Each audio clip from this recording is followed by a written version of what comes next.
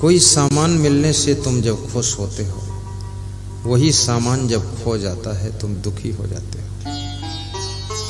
वो खुशी तुम्हारी नहीं है, वो खुशी सामान की, वो खुशी सामान से पैदा हुई है। बिना सामान के, बिना सम्मान के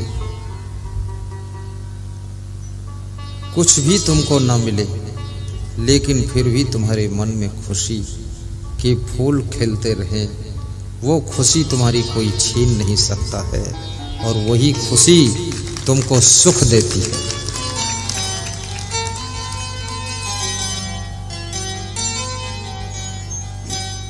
कभी बर्तन मांजने की सेवा मिल जाए, खुश होकर के मांजिए। बर्तन मांजना कोई छोटा काम नहीं, झाड़ू लगाना कोई छोटा काम नहीं, स्कूल चलाना भी छोटा काम नहीं। मैनेजमेंट करने की बुद्धि को विकसित कीजिए, अरेंजमेंट करने के संस्कार जागृत कीजिए, व्यवस्था को बिगड़ने मत दीजिए।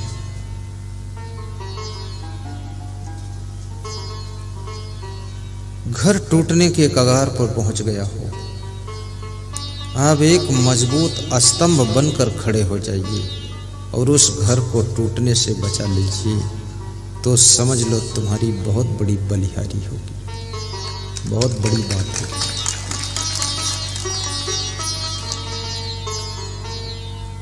रिश्ते कच्चे धागे के समान नाजुक होते हैं, चाहे वो पति पत्नी का रिश्ता हो, बाप बेटे का रिश्ता हो।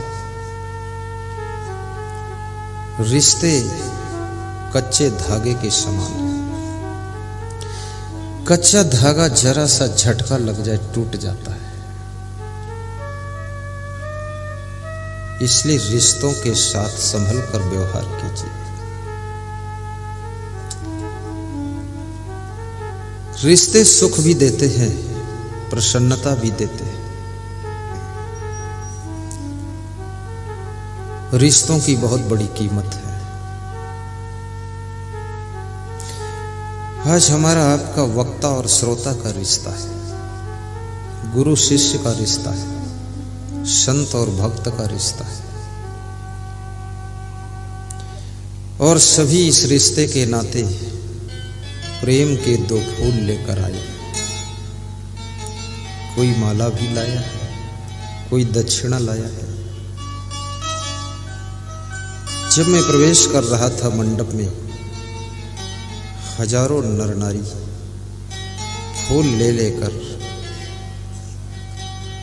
राह में बिखेर रहे थे कि गुरुदेव, आपकी राह में हम फूल बिछा रहे हैं, और हमारी जिंदगी की जो राह कांटों भरी राह है, उसको भी फूल जैसा कोमल बनाने का काम तुम्हारा है। ऐसा ज्ञान देना।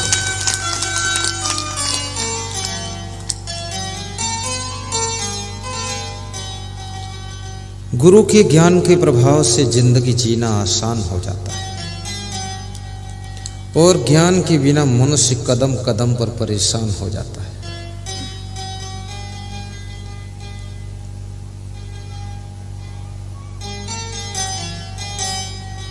कबीर साहब कहते हैं,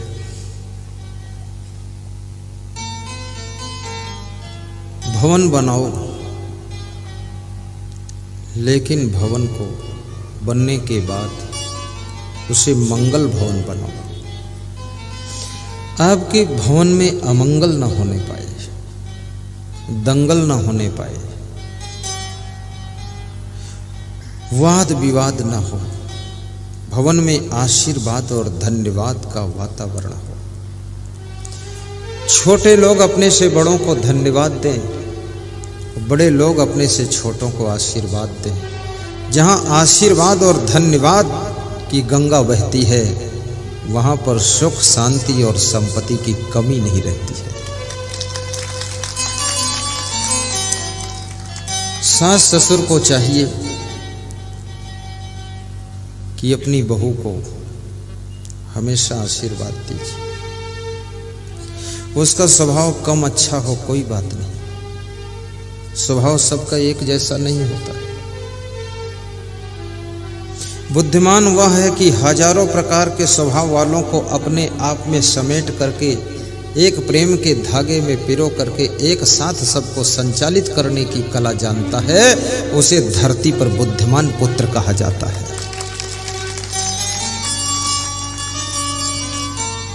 कुछ ऐसे लोग मिलेंगे तुमको जो छोटी छोटी बात में तुनक जाएंगे और 10 मिनट बाद फिर खुश हो जाएंगे। अब उनके स्वभाव को देख करके तुम अगर रूठ जाओ तो घर लड़खड़ा जाएगा। कुछ ऐसे लोग भी आपके बीच में होंगे जो तुम उनको डांटोगे तो भी मुस्कुराएंगे, धन्यवाद दोगे तो भी मुस्कुराएंगे, थप्पड़ मार दोगे तो भी खीसे काढ़ेंगे, नाराज होते ही नहीं।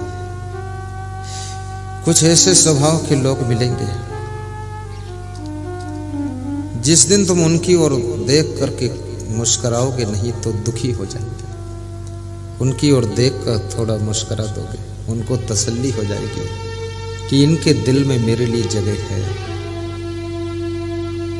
तुमको ही समझदार बनना है, तुम्हें ही बुद्धिमान बनना है। तुम ये इंतजार मत करो कि घर के लोग हमको निभाएं, तुम इसका तैयारी कर लो कि हम पूरे घर वालों को निभाएंगे और सबको एक धागे में बांध करके रखेंगे।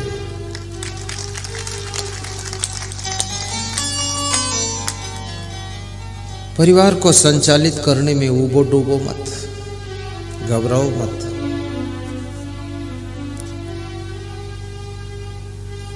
सबकी सुविधाओं का भी ध्यान रखो।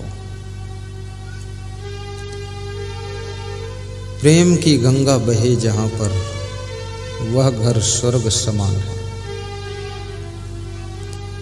पोथी पढ़ पढ़ जगमुआ पंडित हुआ न कोई, 2.5 अक्षर प्रेम का पढ़े सो पंडित हुए।